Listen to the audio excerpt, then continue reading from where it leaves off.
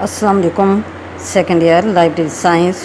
آج ہمیں درجہ بندی کی تاریخ کے بارے میں پڑھنا ہے کہ کلاسیفیکیشن کی تاریخ کتنی پرانی ہے، کب سے علم کی تقسیم کا سلسلہ شروع ہوا۔ تو علم کی تقسیم کا سلسلہ قدیم زمانے سے شروع ہوا ہے۔ بہت سے عظیم مفکرین مفسرین نے علم کی تقسیم کا سلسلہ شروع کیا اور علم کو مختلف حصوں میں تقسیم کیا جاتا رہا۔ بعض لوگوں نے اپنی سہولت کی خاطر، ضروریات کی خاطر علم کو ترتیب دینے کے لیے بے شمار طریقۂ کار اپنائے۔ بعض ماہرین نے علم کی قدرتی تقسیم کو پیش نظر رکھتے ہوئے درجہ بندی کے ضابطے تشکیل دیے، اور بعض نے محققین اور قارئین کی سہولت کو سامنے رکھتے ہوئے اور قدرتی تقسیم میں رد و بدل کر کے درجہ بندی کے بعض شیڈول یا ضابطے تشکیل دیے، جس کی بہترین مثال میلبل ڈیوی کی تشکیل کردہ سکیم، جسے ڈیوی ڈیسیمل کلاسیفیکیشن سکیم کا نام دیا جاتا ہے۔ تو اس طرح کے ضابطے، اس طرح کی سکیمیں ترتیب دی گئیں۔ کتب خانے کے مواد کو ترتیب سے رکھنے کی سب سے پہلی کوشش جب ہم کتب خانوں کی تاریخ پڑھتے ہیں تو نینوا کے یعنی کہ بابل کے کتب خانے، آشور بنی پال کے کتب خانے میں کی گئی۔ درجہ بندی یا تقسیم کی تاریخ ہمیں پال کے کتب خانے سے ملتی ہے۔ پال یعنی کہ آشور بنی پال کا کتب خانہ، جس میں مٹی کی تختیاں اس کتب خانے کی کتابیں تھیں، اور 22,000 تقریباً مٹی کی الواح یعنی کہ تختیاں آج بھی برٹش میوزیم میں محفوظ ہیں۔ اس کتب خانے کا کل مواد 2 حصوں میں تقسیم کر کے رکھا گیا تھا۔ ایک حصہ علم سماوی اور دوسرا علم انسانی سے متعلق تھا۔ مٹی کی تختیاں اس وقت کی کتابیں تھیں، اور کتب خانے کی تنظیم اور لائبریری کلاسیفیکیشن کا ابتدائی خاکہ اس کتب خانے سے ہمیں ملتا ہے، یا اس تاریخ اس کتب خانے سے ملتی ہے کہ اس میں مٹی کی تختیوں کو بھی 2 حصوں میں تقسیم کر کے گروہ بنا کے درجہ بندی کر کے انہیں باقاعدہ ترتیب سے رکھا گیا تھا۔ غنی الاکرام سبزواری نے، جنہوں نے اپنی کتاب درجہ بندی میں کلاسیفیکیشن کی تاریخ اس طرح بتائی ہے کہ اگر ہم آسمانی کتابوں اور تاریخ کا مطالعہ کریں تو ہم اس نتیجے پر پہنچتے ہیں کہ انسانی علوم کی درجہ بندی خود خالق کائنات نے کی ہے، اور انسان کو اس درجہ بندی سے آگاہ کیا ہے۔ انسان کو سب سے پہلے جو علم عطا کیا گیا وہ علم مذہب تھا۔ انسان کو یہ باور کرایا گیا کہ اس کا خالق اللہ تعالیٰ ہے، اور وہ خود انسان یعنی کہ بندہ ہے۔ غرض یہ انسانی علم کی ابتدا مذہب سے ہوئی، اور اس کے بعد دیگر علوم بتدریج وجود میں آتے گئے۔ تو دنیا میں بے شمار پیغمبر اللہ تعالیٰ کی طرف سے اللہ تعالیٰ کا پیغام لے کر انسان کے پاس آتے رہے، پہنچاتے رہے۔ تو اس سلسلے میں اللہ تعالیٰ کی طرف سے صحیفے اور مقدس کتابیں جو نازل کی گئیں، جن میں باضابطہ دینی اور دنیاوی معاملات پر ہدایات دی گئیں، یعنی کہ غنی الاکرام سبزواری کے بقول سب سے پہلے جو علم وجود میں آیا وہ مذہب یعنی کہ ریلیجن ہے۔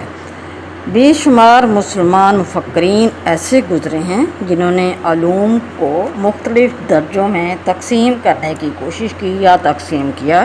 اس میں مسلمان مفکرین کے جن کے نام زیادہ تر جانے جاتے ہیں، امام ابو حنیفہ، امام مالک، امام شافعی، امام احمد بن حنبل، امام بخاری، ابن ندیم وغیرہ قابل ذکر ہیں۔ ابن ندیم البغدادی نے کتابوں کی ایک مکمل فہرست الفہرست کے نام سے تیار کی، جس میں مسلمانوں نے جتنا اس وقت علمی مواد یا کتابیں لکھی تھیں ان کا ذکر کیا گیا۔ یہ کتابیات آج بھی موجود ہے اور مسلمانوں کے علمی سرمایہ کا واضح ثبوت ہے۔ مغربی مفکرین نے بھی علم کو مختلف درجوں میں تقسیم کیا۔ مغربی مفکرین میں زیادہ تر نام افلاطون، ارسطو، کیلی مارکس، پورفائری، بیکن، ہیرس اور میلبل ڈیوی وغیرہ قابل ذکر ہیں، جنہوں نے علم کو مختلف حصوں میں تقسیم کیا، علم کو مختلف حصوں میں تقسیم کرنے کا طریقہ کار بتایا، مختلف ضابطے تشکیل دیے، اور اس کے مطابق مختلف ادوار میں علم کو مختلف حصوں میں تقسیم کر کے لائبریریز میں ترتیب دیا جاتا رہا۔ افلاطون یہ پہلا مغربی مفکر ہے جس نے علم کو تقسیم کیا اور کل علم کو 3 درجوں میں طبیعیات، منطق اور اخلاقیات میں تقسیم کیا، یعنی کہ علم کے 3 بڑے گروہ اس نے بنائے، 3 بڑے مضامین میں اس نے تقسیم کیا۔ سب سے پہلا بڑا گروہ طبیعیات یعنی فزکس، منطق اور اخلاقیات۔ نمبر 2 ارسطو یہ بھی ایک مغربی مفکر ہے، تقریباً 384 سے 366 قبل مسیح، جو افلاطون کا شاگرد تھا۔ قبل مسیح میں اس نے علم کو بھی 3 حصوں میں تقسیم کیا۔ کیلی مارکس جو کہ سکندریہ لائبریری کا بہت بڑا کیٹلاگر بھی تھا، کلاسیفائر بھی تھا، لائبریرین کے طور پر بھی اس نے فرائض انجام دیے۔ یہ ایک یونانی فلسفی بھی تھا۔ اس نے دنیا کی سب سے پہلی باقاعدہ لائبریری سکندریہ لائبریری کا انتظام سنبھالا، کو ترتیب دیا۔ سکندریہ لائبریری کا کیٹالاگ جو کہ کی جلدوں پر مشتمل تھا، پینیکس کے نام سے کیلی مارکس نے مرتب کیا، اور اسے جہاں اس نے کیٹالاگ یعنی کہ کتب خانے کی فہرست بنائی، وہاں اس نے اس لائبریری کے مواد کو باقاعدہ درجہ بندی کے ساتھ ترتیب بھی دیا۔ اسی طرح ایک اور فلسفی پورفائری بھی ہے، اس نے بھی اشیاء کی تقسیم کا نظریہ پیش کیا۔ ایک یونانی فلسفی تھا، اس نے اشیاء کی اصولی تقسیم کا نظریہ پیش کیا۔ اس نے اپنے نظریے سے، اپنی تھیوری سے ثابت کیا کہ اشیاء کا آپس میں گہرا تعلق ہے۔ اسے علمی تقسیم یا ارتقائی تقسیم کہا جاتا ہے۔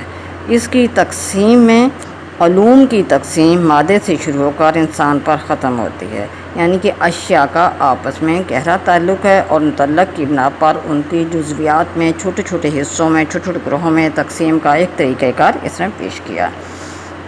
بیکن 1605 کی بیکن کی جو سکیم ہے، جو بیکن نے ایک سکیم مرتب کی، وہ ایک منفرد اور معروف ہے کہ اس نے سکیم مرتب کرنے سے قبل اس سکیم کو مرتب کرنے کے لیے کچھ رہنما اصول پیش کیے۔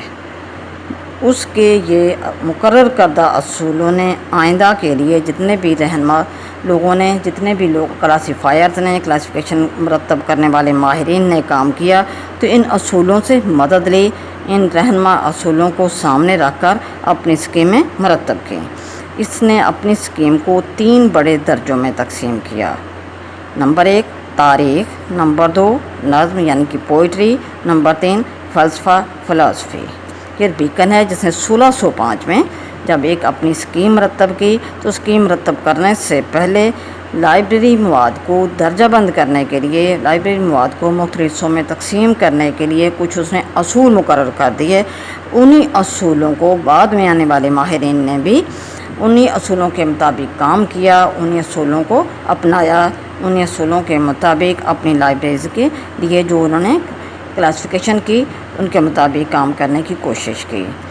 تو ڈاکٹر ہیرس 1870 میں بیکن کی جو سکیم جو کہ 1605 میں اس نے بنائی تھی، تو 1870 میں ڈاکٹر ہیرس نے بیکن کی سکیم کو بنیاد بنایا، یعنی کہ اس سکیم کو سامنے رکھا، اس میں جو اصول مقرر کیے تھے ان کو بھی سامنے رکھا، اور ان اصولوں کو مد نظر رکھتے ہوئے اس نے بیکن کی سکیم کے الٹ کر اس کے 3 درجوں کو الٹ دیا اور اس میں تبدیلی کی اور ہیرس کی سکیم بنائی۔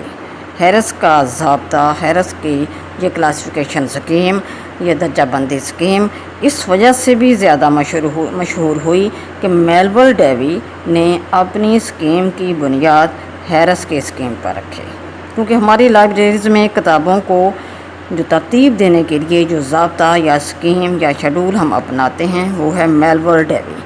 تو میلول ڈیوی نے اپنی سکیم جب مرتب کی تو اس نے ہیرس کی سکیم کو سامنے رکھتے ہوئے انہی اصولوں کے مطابق اپنی سکیم بنائی، اور ہیرس نے بیکن کی سکیم میں جو مقرر کردہ اصول تھے انہی کے مطابق کام کیا۔ تو یہ ہے لائبریری کلاسیفیکیشن کی تاریخ ہے کہ لائبریری کلاسیفیکیشن یا لائبریری میں مواد کو درجہ بند کب کیا گیا، کن کن ماہرین نے اس کے لیے کوششیں کیں، کون کون سے ضابطے یا اسکیمیں بنائی گئیں، اس کا مختصر تعارف یا اس کی تاریخ آج میں نے بیان کی ہے۔ اسے ہم کہتے ہیں ہسٹری آف کلاسیفیکیشن یا کلاسیفیکیشن کی تاریخ، کہ کلاسیفیکیشن کب شروع کی گئی، کلاسیفیکیشن کن لائبریریز میں کن ماہرین نے کن کن ناموں سے اسکیمیں بنائیں اور کون سے اصول مقرر کیے گئے۔ تو آج کا ہمارا یہ ٹاپک مکمل ہوا آج۔ اللہ حافظ۔